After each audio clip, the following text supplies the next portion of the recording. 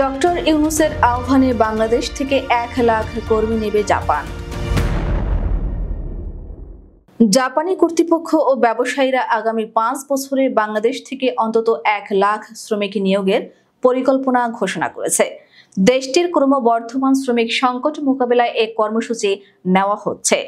বৃহস্পতিবার জাপানের তোশি কাইকান কনফারেন্স হলে আয়োজিত বাংলাদেশ মানব সম্পদ বিষয়ক সেমিনার অনুষ্ঠানে প্রধান উপদেষ্টা অধ্যাপক ডক্টর মোহাম্মদ ইউনূস বলেন, বাংলাদেশ অন্তর্বর্তী সরকার জাপানে কর্মসংস্থান সৃষ্টি করতে সব ধরনের চেষ্টা করবে। তিনি বলেন, আজকের দিনটি আমার জন্য সবচেয়ে আনন্দদায়ক ও অনুপ্রেরণাদায়ক। এটি শুধু কাজের সুযোগ নয়, বাংলাদেশিদের জন্য জাপানকে জানার দ্বার উন্মোচন করবে।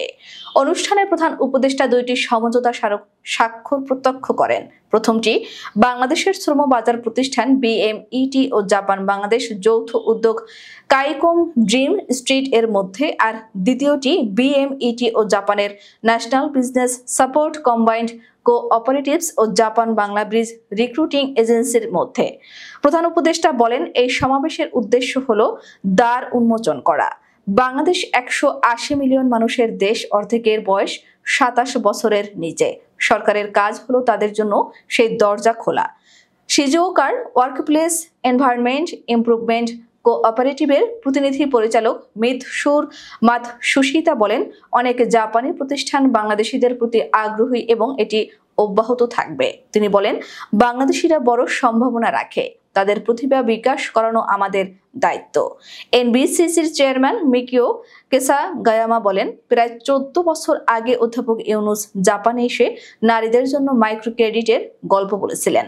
গত ৩ দশক ধরে তারা মানসম্মত শ্রমিকের জন্য কাজ করছে। তিনি বলেন, আমাদের ফেডারেশন বাংলাদেশের তরুণ ও দক্ষ শ্রমিকের দিকে তাকিয়ে আছে। তারা দুই দেশের উন্নয়নে গুরুত্বপূর্ণ ভূমিকা রাখতে পারে।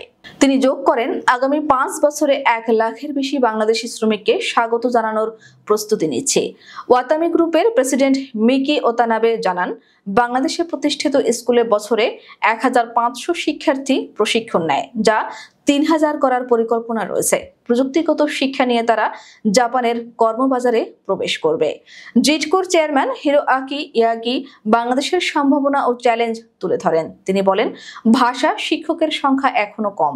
জাপানের স্বাস্থ্য মন্ত্রণালয়ের রাজ্যমন্ত্রী নিকি হিরোবুমি বলেন, জাপানে জনসংখ্যা কমছে, তাই বাংলাদেশি শ্রমিকের প্রয়োজন বাড়ছে। তিনি বলেন, এটি শুধু বাংলাদেশের জন্য নয়, জাপানের জন্য সম্ভাবনাময়।